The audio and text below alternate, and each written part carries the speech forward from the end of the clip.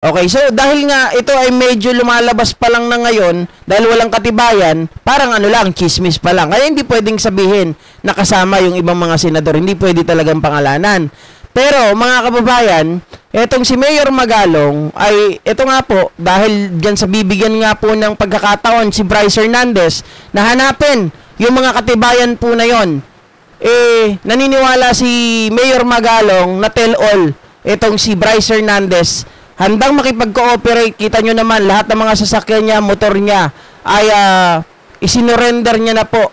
Kung yung iba, hindi pa na isosurrender, pero to follow up, na isosurrender niya din yung iba pang mga sasakyan.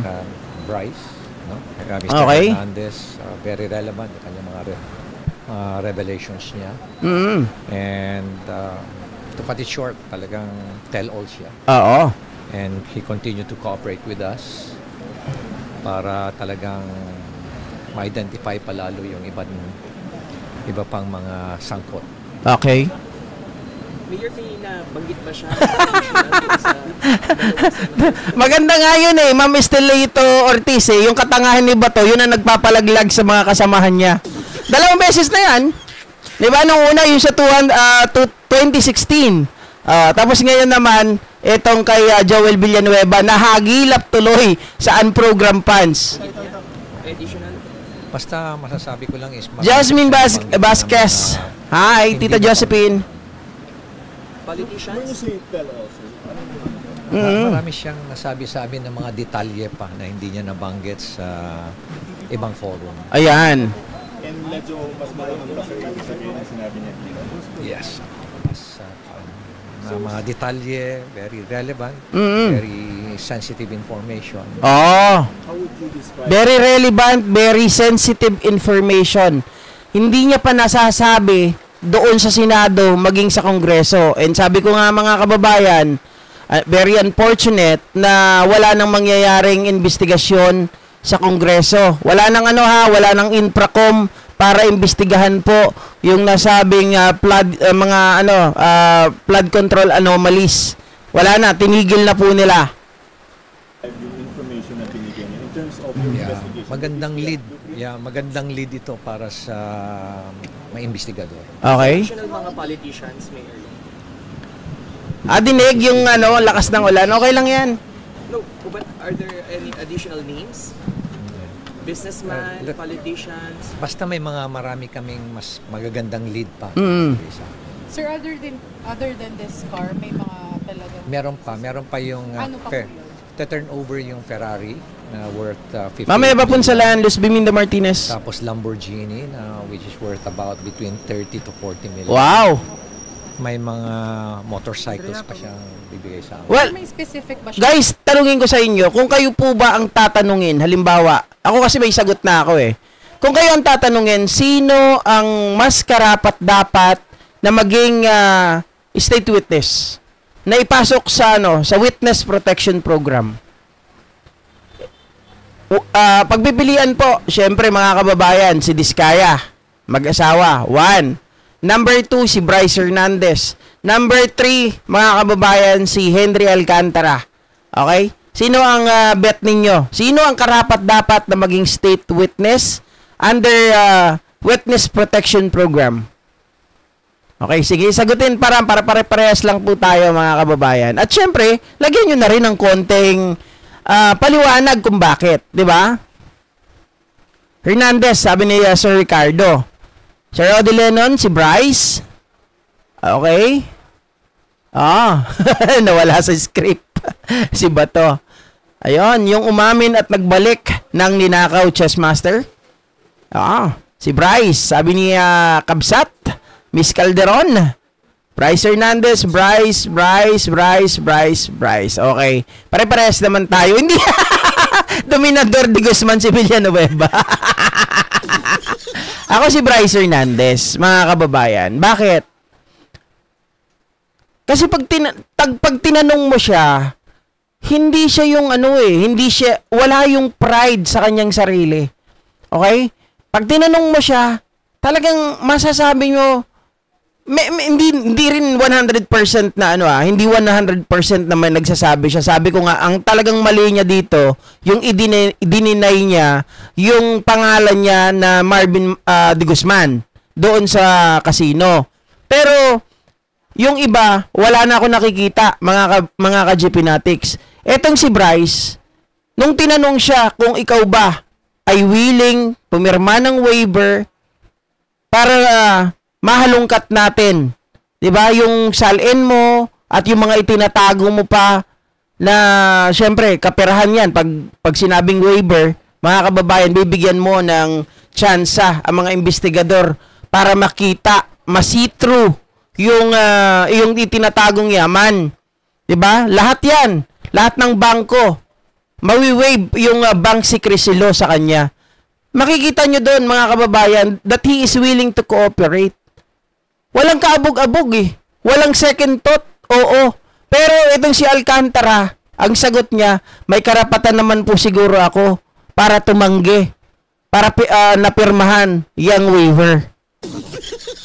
Between the two of them, mga ka-GP Natics, ay maniniwala talaga ako kay Bryce. Mamaya, si Lacson ay usumang-ayon po sa akin, mga kababayan. Ipapakita ko rin mamaya yan na itong si Alcantara ay talagang may ugnayan. Siya ang nakikitang may ugnayan sa mga politiko. Siyang sinabi, bakit daw Oh. tinurn over sa inyo? He would like to cooperate. Mm-hmm. And explain namin sa kanya kung ano yung mga pros and cons ng gagawin niya. Okay. And explain namin mabuti kung ano yung mga choices niya. Oo. And then finally, he realized na better to cooperate with us sa Yes. ICI.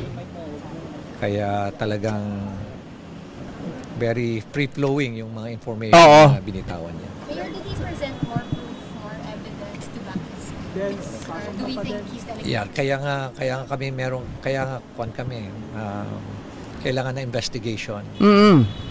Kasi syempre, yung mga sinabi niya, kailangan may corroborative evidence. Mm. Open up niya sa inyo yung sa account niya sa casino? Umamin ba siya na yung ID sa kanya talaga ginagamit talaga nila? Sabi ko nga, lahat ng mga relevant na information ibinigay niya. So are we evaluating him to be a possible CA? Ay, hindi namin iniisip yun. Why? Sa ngayon, hindi namin iniisip. Sir, makikipag-coordinate kayo sa customs with regards dito sa mga locks? At saka si Bryce, hindi siya kasing eager ng Diskaya to get the witness protection program. 'Di ba? Ang gusto lang niya mangyari, mga ka-GP Natics, ay hindi anong sinabi niya nung nakaraan, yung nire-request niya kung pwede rin silang kumuha ng kalimutan ko yung right term na ginagamit nila para makakuha. 'Di ba? Yung sa Senado, pag ito ay sila ay naghi-hearing, ay pwede sila magkaroon ng ng immunity din, mga kababayan. Nakalimutan ko lang yung right term. Sorry. Titingnan natin kung ano pa yung mga information na makuha namin. Mm-hmm. There's a need for us to cooperate and coordinate with customs. Siguro, Pati phone, di ba? Titignan namin as an investigator, lahat ng anggulo, lahat ng mga opening, lahat ng mga potential leads, kailangan namin exploit lahat. So kaninong custody yung mga sasakyan? What are we going to do about this? Ay custody ng ICI. And then eventually, Tapos eventually, i-auction yung mga yan. Pero merong proseso lahat siya. Secretary, Pero ngayon, mabuti pa na i-consolidate muna lahat natin. Secretary Bunoan, so what did he say? So far, wala akong nakikitang bias na pahayag si Mayor Magalong since nag-start yung ICI. Hindi kagaya nung hindi pa nag-start yung ICI, sinasabi niya, 'di ba, na hindi ako kontento sa kanyang mga pahayag na mas magaling daw, mas credible daw ang Senado sa pag-iimbestiga kaysa sa Kongreso. 'Di ba? Hindi ako palagay doon sa kanyang binanggit na yun. Pero so far, mga kababayan, nakikita ko si Magalong hindi naman siya bias. Yeah, in-interview rin namin si Secretary Bunoan. Kamusta, sir? For the meantime, siguro hintayin na lang natin si Chairman kung ano yung magandang kung ano yung mga na-reveal niya, better for the chairman to reveal yung Will you be conducting daily hearings or paano ba? Yes, the ICI will be conducting regular hearings, almost daily hearings. Okay, yung kanina nakalimutan ko para sa lahat, mga kababayan, yung tinatawag na legislative immunity. Okay? Naalala ko rin. On my part as investigator, Oo. I have to be out in the field. Will this be open to the public, sir, the hearing? Yeah. Will this be open to the public? Sa ngayon, I leave it to the ICI to decide on that. Sir, si Sec Bonoan ba lumapit sa inyo or did you kayo to? Hindi, nasa Pinas siya. Yeah. Meron pa pong other personalities na invite na ICI? Marami. Marami. Tuloy-tuloy yan. Mga araw-araw yan meron dito. Sino, sir? At siguro, mabuti pa siguro sila na magre-reveal. I'm not... Yep. Legislative immunity are the yan. Names ng mga naimbita. Sir, would you say si Sec Bonoan naging cooperative? Kung naman siya, kung ano yung mga tinanong namin sa kanya. Hindi executive, legislative. Kasi ano sila eh, di ba in aid of legislation yon? So, legislative immunity. Sinasagot naman niya. Sir, sabi po niyo sa Governor Sixon, pumunta dito po kayo sa Ilocos po at sa Bicol kasi marami daw pong mali sa flood control projects. Alam mo, sa totoo lang, it's all over the place. It's tama. all over the country. Oo. Sa dami ng mga natatanggap namin. Kaya nga hindi mo siya matatawag na isolated case eh, dahil all over the place, mga kababayan, or all over the Philippines na ito eh. I know it is widespread, Oo. pero hindi ko naisip na ganun pala ka-massive, ganun pala kalalim, ganun pala katindi yung corruption sa flood control projects. Pero hindi lang flood control projects. Nagulat din ako sa mga revelation na matindi pa pala rin sa ibang mga proyekto. Sir, nagulat kayo sa mga sinabi ni Prince? Yeah, nagulat din kami. Pero ang maganda doon is he decided to, to say everything. Sir, may additional revelation. Mayor, may additional revelation ba siya? May unexpected names po ba na nagsabi? Oo. Oh, may mga unexpected names na binabanggit. Yari kayo ngayon. Marami pang bala si Bryce, marami pang pinangalanan. Mga kababayan, yan yung tinatanong nila. May mga unexpected names ba? Meron. Baka senador dumami ha. Mayor, nag-expound po ba siya about Senators Jitoy and Villanueva? Hindi na. He did not mention, sir? Okay, sige. Ano, no? Sec Bernardo. Yeah. Robert Bernardo. Will he also Yeah. be subpoenaed? Ano? Will he also be subpoenaed? Wala, lahat yan. So, pasensya na kayo. We have to take off, ha? Who's next, Mayor? We have to take off. Who's next niya? Sa investigation. So, bali, mga kababayan, ang expect talaga natin dito ay marami pang napangalanan o panibagong mga pangalan na hindi po natin in-expect ay ilalabas ito ng ICI. Hindi na po ito ilalabas ata ng Senate investigation na ginagawa dun sa Blue Ribbon, pero ang magpapangalan nito ay yung ICI. So magugulantang ang lahat. 'Di ba? Kasi ang gusto nilang mangyari, mga kababayan, mabet muna, ma-verify muna bago po ito ilabas. Para sigurado.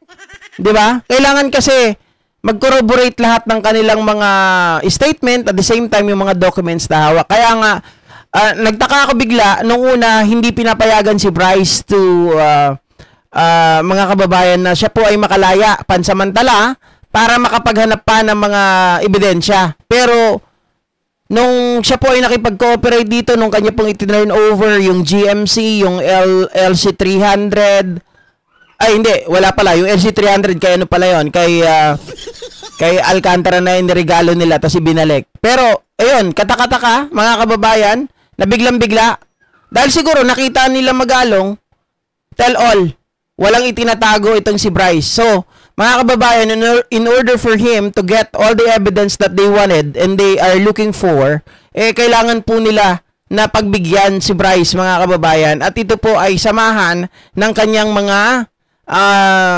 meron daw escort eh. Hindi nila pababayaan na ito na mag-isa dahil delikado ang buhay nito. 'Di ba? Oh, paano yung gulat Magalong? Yung mga Diskaya kasi pati mga Dutae mahuhuli. 'Di ba? Oh. Yes, Ma'am Luz Biminda Martinez. Ako nung una, talaga alam naman natin may pagka-DDS itong si Magalong. But so far kasi tinitingnan ko kung ano yung tinitingnan ko kung paano si Magalong sabihin natin mag-imbestiga by profession. Okay? Kasi nung SAP 44, magaling mag-imbestiga si Benji Magalong. Mga kababayan. Yun na din ang tinitingnan ko. At syempre, isipin nyo, bakit ito inilagay ni Pangulo, mga kababayan? Para hindi magkaroon ng sabihin, yung inilagay mong tao dyan, pabor sa'yo. Yung inilagay mong tao dyan, tao mo lang din. Diba? Para walang ganong tanong. Inilagay, DDS, mga ka-GPNatics na investigador, para nang sa ganon, wala silang masabi na dinadaya. Wala silang masabi na selective lang ang iniimbestigahan ni Magalong na ito ay, di ba? Mga kababayan, kasi kung halimbawa hindi si Magalong nilagay dyan, halimbawa pro-BBM o tao ni BBM, sabihin natin, pag nag-imbestiga yan, sasabihin, isang direksyon lang ang tinitingnan. Direksyon lang, mga kababayan, ng kalaban ng kasalukuyang administrasyon. Pero dahil si Magalong ang inilagay, those conclusion or that question can no longer be asked. Hindi na nila pwedeng sabihin yun. Yung narrative na yun, patay na. Di ba? Oh. Matandang ulyanin ka na panahon ni Digonyo, ang sinasabi mong si Diskaya ang contractor nila. Tandaan mo yung sinabi mo, pakukulong ka kapag may ghost project sa lugar nyo. Si ano. Oo nga, mga kababayan. Ano pa ba pag-uusapan natin?